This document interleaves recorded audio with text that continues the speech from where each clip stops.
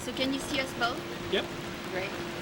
Donc bonsoir, nous avons ce soir avec nous Benoît.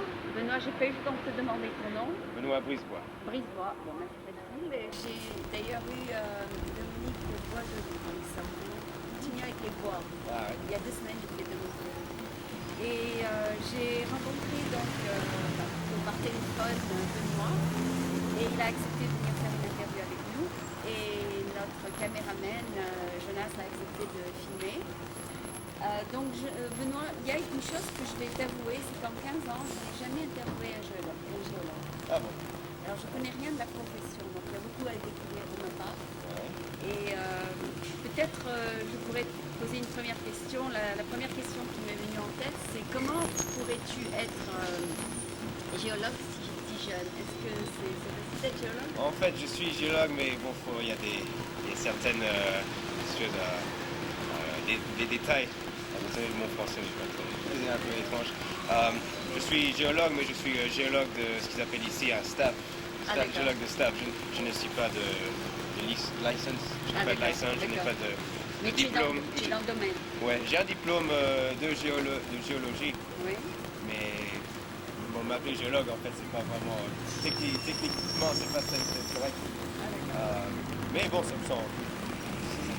Mais ils t'ont donné le titre quand même. Voilà. Ah, d'accord. Mais géologue junior, en fait, je suis géologue junior. D'accord. Et donc, étant donné que tu es junior, tu apprends encore. Oui, j'apprends toute l'expérience, ça vient. C'est ça qui fait vraiment fort, parce qu'il faut s'exposer pour voir la roche, le sol. Et ça prend du temps. Ça fait en 9 mois là, de mon nouveau boulot, j'ai appris des tonnes. Je ne connaissais rien du tout avant. Ah bon? Parce que je regarde surtout les sols. En fait, le géologue, j'ai appris à regarder la roche qui est sous les sols. Ah, d'accord. Et là, je fais plus la géologie de surface, en fait. D'accord. C'est drôle, c'est que quand on est jeune, on apprend ça à l'école, la géologie. Et puis quand on est adulte, on ne l'utilise pas du tout. C'est vraiment... Donc, quand on est jeune, on connaît beaucoup plus que lorsqu'on est adulte. Ce qui est bien, c'est que j'ai quand même appris à déterminer. On peut savoir les formes de la Terre. Et c'est bien, de temps en temps, je donne des petites leçons à mes amis. Ils me demandent comment ça fait ça, pourquoi une montagne là. Ouais. Alors ça vient quand même Toi, de tu temps leur en temps. réponds aux questions. Voilà. Et donc D'accord. ça vient dans la vie courante de temps en temps. D'accord. Et donc, le but d'être géologue, c'est de découvrir peut-être des mines. Oui, mais la plupart, oui, Parce qu'hier, il y avait un programme sur Wikipedia, c'est qu'ils ont besoin de refaire toutes les sources d'eau pour la région de la baie. Je ne sais pas si tu as entendu parler de ça, parce qu'il paraît que toutes les canalisations sont démodées, tout ça. Est-ce que vous vous occupez de ce genre de choses? Non, en fait, je me suis retrouvé en fait, pour un géologue, je trouve pas que je travaille dans la géologie, je retrouve à faire des investigations pour fondations, pour des ingénieurs géotechniques. Ah, d'accord. Et en fait, je te dis, je suis pas vraiment un géologue parce que je regarde surtout les sols et les premiers peut-être 10 mètres de surface qui souvent n'ont aucune roche en fait. En fait, il m'appelle un géologue, mais je suis plutôt soil scientist, D'accord. ingénieur de sol. Et tu recherches ça? C'est en fait au sud de San Francisco, dans la Silicon Valley Bay Area. On fait surtout des maisons de luxe, qu'on appelle les maisons de luxe là-bas, de grosses propriétés pour les millionnaires. Le business est bon. Qu'est-ce que vous recherchez? En fait, on cherche la qualité du sol. D'accord. Et s'il y a on regarde la stabilité de la propriété en fonction Et des après, failles. ils peuvent construire dessus? Voilà, et on leur dit quel genre de fondation ils doivent construire, à quelle profondeur, de quelle largeur, un truc comme ça. C'est très bien parce que je travaille avec un architecte dans une maison. Et on donc travaille. je pourrais te le référer à toi. Voilà, on travaille très près avec des architectes. On leur donne notre petit rapport et après ils construisent les maisons et les fondations. D'accord, je lui dirai. Donc tu me donneras tes coordonnées Bien sûr. pour la compagnie. Mais c'est très bien parce que lui il a construit une maison à Mille-Vallées, tu sais, sur les collines entre. Exactement ce qu'on fait. C'est exactement ce que On met des maisons, en fait on ne devrait pas en mettre. Personne, voilà. Mais ces gens ont tellement d'argent, des Silicon Valley, c'est possible. Alors il a une vue comme sur une forêt et puis je me demande comment ils ont pu construire cette maison parce qu'elle est presque sur le edge d'une colline. des millions de dollars. Je les ai vus faire. Ou des endroits où je me dis c'est impossible. Ouais. Mais tu fais des fondations, tu fais des piliers c'est qui exactement ce descendent, qu'ils ont fait. des piliers qui descendent à 10 mètres de profondeur, qui font 1 mètre de largeur. Et ils savaient même pas comment ils allaient emmener le ciment là-haut. Carrément. Ouais, c'est vraiment. Et maintenant la maison elle vaut 1 million de dollars. Ouais, non, je suis très impressionné parce que je vois. Blown away. Oui, on se demande comment ils auraient pu apporter le matériel sur le wilderness, n'est-ce pas? Et c'est très intéressant à voir une fois que c'est fait, parce que tu as une idée. Oui, non, j'en ai vu des maisons, ça fait rêver. Et ça, en même temps, je me réalise que ça m'étonnerait que on trouve là. Peut-être qu'un jour, Ouais, je vois que ça va. si c'est pas toutes les poubelles ne sont pas prises. Et donc tu travailles avec d'autres géologues, mais tu es surtout en service pour des gens qui veulent construire une maison. Voilà, exactement. Et c'est très bien parce que on est les premiers qu'ils appellent avant de construire une maison. Il faut bien qu'ils voient les sols. Donc oui, on a toujours du business. C'est ce qu'ils appellent le bread and butter ici. D'accord. Donc c'est très bien pour moi parce que le séjour c'est tellement compétitif ici dans la Bay Area. Oui, il y a d'autres gens. J'avais peur de pas trouver de boulot, de me faire laid off. Je connais beaucoup d'amis qui ont Pas de des travail. problèmes. Ouais, c'est dur. Et toi tu as eu de la chance. Ouais, j'ai de la chance et puis un diplôme de l'université aussi, ça aide le séjour. Tu es de France, Diplômé de France? Non, d'ici. Ah d'accord.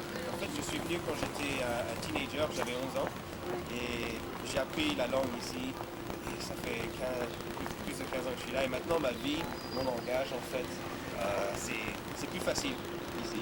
C'est dur de parler français, s'il faut que je fasse un effort, ça me fatigue même. J'ai remarqué, on vient juste de hirer, d'embaucher un Canadien, un Québécois. D'accord. Et les 2 premiers jours, on parlait beaucoup français, et je rentrais chez moi, et j'étais fatigué. Parce qu'il faut que tu ailles dans ta mémoire. Voilà, oui, parce que j'ai plus l'habitude de parler français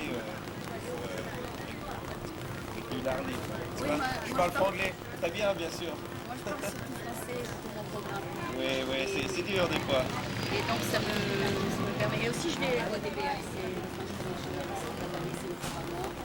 C'est ici les business Je cherche à...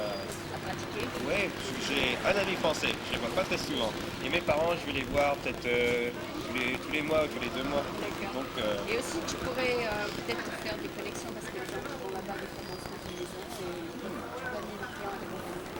ouais. Et on est ma famille est en train de rénover une vieille maison de campagne en Bed and Breakfast aussi. Alors c'est bien, je dois inviter les gens. Quand tu seras prêt à construire ta maison, tu n'auras pas besoin d'engager un géologue. Ouais, et quoique là-bas c'est assez stable, c'est sur la roche, la craie, il n'y a pas de faille, donc il n'y a absolument pas besoin de faire beaucoup d'investigation. Dans quelle région? C'est en Charente-Maritime, au nord de Bordeaux, Oui. et ouais, c'est très... Tu pourras peut-être construire une maison là-bas si tu as envie de retourner, c'est ça? ouais, ou alors trouver une On va quai. ici. En tout cas, à San Francisco, il n'y a pas de terrain. Non, ça c'est sûr, c'est... Tu ne trouveras pas du business ici. Non, on fait... Dans la région Menlo Park. ouais, Saratoga, Hillside, Hillsborough, et Porto-la-Vallée. Mais à part ça, la profession de géologue, tu peux nous la dire? Peut-être que j'en sais. C'est surtout pour la... Oui, Donc toi, donc, tu es orienté dans... je me suis retrouvé dans... Je fais quand même l'exploitation de la terre. D'accord, tu as On appris met- ça à l'école. Ouais. Mais, Les différentes segments d'affaires, ouais. c'est ça? Mais ce qui me plaisait pas trop, c'est parce que une fois que je me suis mis à étudier ça, parce que je savais pas étudier, ma mère m'a dit oh tu devrais faire géologue parce que comme ça tu passes beaucoup de temps à l'extérieur, c'est un bon métier. Alors j'ai dit oh pourquoi pas. Et une fois que je m'y suis mis, bon, j'ai fini le programme et j'ai réalisé que la plupart des géologues en fait ils sont envoyés à exploiter la terre pour les roches, les minéraux, la crude oil. Ah oui, pour l'eau, L'huile, quoi, l'essence. Ouais, il n'y a pas de... j'ai- Tu as oublié ce mot. mon français est de l'âge de 11 ans, donc en fait c'est très milité. Parce que je suis comme un gosse. Quand je parle français, j'ai technologie, j'allais me retrouver à exploiter la terre. Exploiter, je sais pas si c'est vraiment le bon mot. C'est exploiter dans un négatif, dans un sens négatif. Peut-être pour les Non, pour le pétrole, pour pour les minéraux, pour vraiment vider la terre quoi, de ses richesses. Oui. En fait, et j'avais pas vraiment envie de faire ça. Et je me suis retrouvé en fait à faire des cartes sur ordinateur. J'ai appris le GIS et je me suis retrouvé dans des consultants environnementaux à faire des cartes qui sauvent les lapins et les souris, des trucs comme ça, pour les sauver de la construction. Et donc je me sentais mieux. Ah d'accord. Personnellement, c'était personnellement. C'était ça où, à l'école? À Sacramento en fait, Ah ouais? qui est juste à côté de ma ville universitaire. Ah, J'étais interne et après que j'ai fini mon diplôme, ils m'ont gardé à plein temps. Donc et ça allait très bien jusqu'à ce que je me suis fait laid off comme beaucoup de gens il y a 2-3 ans. Ils ont fait 10% de la compagnie. Et donc, Voilà. Voilà, et en 3 mois, je me suis retrouvé à San Francisco, à ce boulot qui est en fait très bien, que j'adore, je travaille avec 5 personnes. mais en fait, tu es avec Ouais, quoi. Enfin, San c'est Francisco, à Montréal. D'accord. Dis-moi que je sois près de San Francisco. Ça fait 9 ans Ouais. que je viens passer mes week-ends ici. La nuit, la nightlife est quand même bien, oui. Comparé à Sacramento qui est beaucoup plus petite et qui est assez arriérée. Surtout dans la. Ouais, il y avait que des jeunes, mais c'est pas. À San Francisco a vraiment le spirit de San Francisco, le feeling. Même la nuit, j'ai pas peur d'aller dans les rues, les pires rues. Oui, il faudrait que tu fasses jeunesse découvrir ça. Ah d'accord, oui, parce que je suis beaucoup. Je suis bien involved. Donc tu connais bien les coins et tu regardes bien ce qui se Oui, passe. le monde techno, la musique techno, surtout ce qui est underground. C'est des années que je suis dans ce monde. Donc je suis bien de sortie. Donc c'est bien que je te félicite d'avoir trouvé du travail. Moi, ça va pas. Mais heureusement que j'ai un programme qui m'occupe. Et donc la profession finalement c'est en général d'étudier où trouver des minéraux, etc. Oui, la plupart c'est. Tu te retrouves à travailler pour Exxon ou pour Shell. Voilà, ils t'envoient à faire des explorations, ce qu'ils appellent le géologue d'exploration, à trouver des nouvelles sources de richesse. Ouais. Et tu aimes bien la nourriture américaine, c'est dans les nourritures.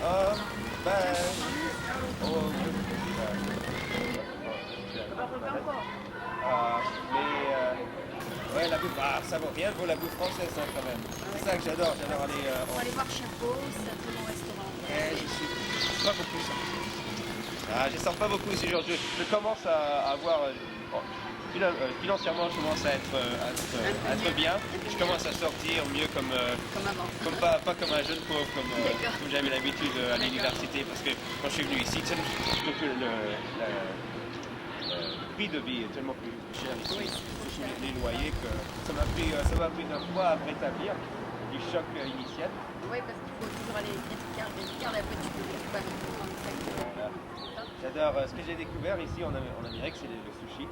Ouais. Surtout la côte est, il y a absolument ça j'adore. Mais je préfère quand même aller en France. Je retourne chez mes grands-parents, ils sont dans enfin, le Charente-Maritime, c'est assez fermé, c'est pas très riche comme endroit. Ils sont dans un endroit très rural. Donc c'est la bonne bouffe campagnarde, le lapin de la voisine, tout il y a du jardin, c'est bon, le foie gras, les huîtres. C'est vrai qu'il n'y a pas de comparaison. C'est frais, les ingrédients sont toujours plus frais. Je suis devenu un peu moyen végétarien, parce que quand on regarde toute la bouffe qu'ils mangent ici, qu'on regarde les ingrédients, tout ce qui est bien en boîte, tout ça, ça fait tellement peur. Ouais, il y a la plupart des choses qu'on ne peut pas prononcer. Donc en fait, j'essaie de m'éloigner de ce monde. Donc tu cuisines pour le même chez toi, c'est ça? Voilà, oui, ma petite bouche. C'est bien, ma mère me donne plein de choses. Elle vient à Santa Rosa, qui est à peu près 1h30 au nord. Elle vient juste aller en France, elle m'a rapporté des pâtés, un foie gras qu'elle me donne à manger. Alors c'est bien ça. Ouais, oui, ça, c'est vrai, les parents français, du moins de mon impression, sont très caring. Ils Ils sont là à Tétis-moi.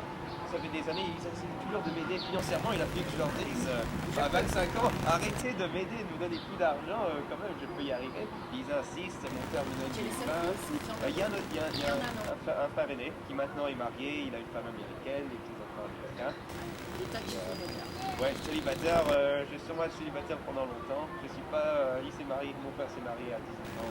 Trop tôt. Un peu trop tôt, je pense, oui. Quand il s'est bien, il s'est bien amusé quand il était jeune. Moi, j'ai toujours été un peu en arrière. Quand j'étais au lycée, j'étudiais, j'étais un peu ce qu'ils appellent ici un nerd. Ah, d'accord. Et moi, je me suis bien Maintenant, rattrapé. tu es bien. Je suis bien rattrapé, oui. Je suis allé à l'université, je me suis séparé des parents, c'était ma propre vie. Ouais.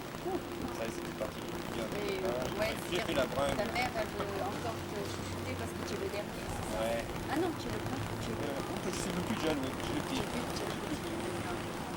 Ça doit être dur pour elle. Hein. Non? Ouais, Elle bon. te voit quand même. Ouais, elle m'appelle plus ma puce quand même. Ah d'accord, d'accord. Ça a pris longtemps ça. Ça a pris longtemps. Ah oui. D'accord. Non, j'adore mes parents, ils sont tellement.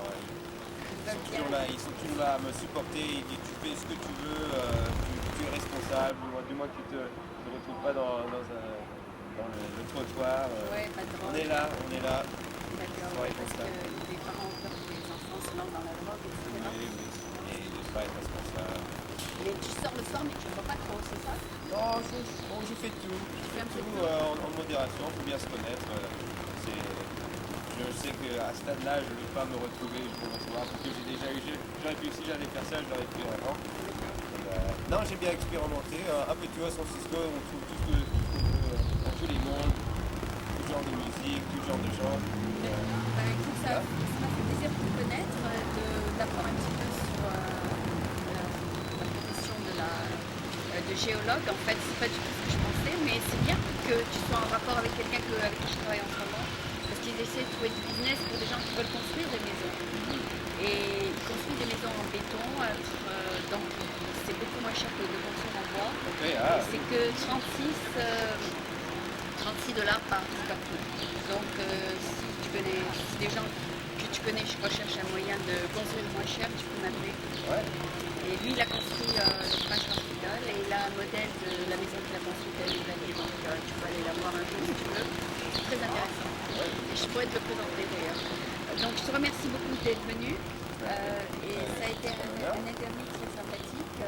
Donc c'était Benoît, ici à Redwood City. Et je remercie Jonas, notre caméraman que vous ne pouvez pas voir, et qui a eu la gentillesse de nous. Merci beaucoup à vous deux.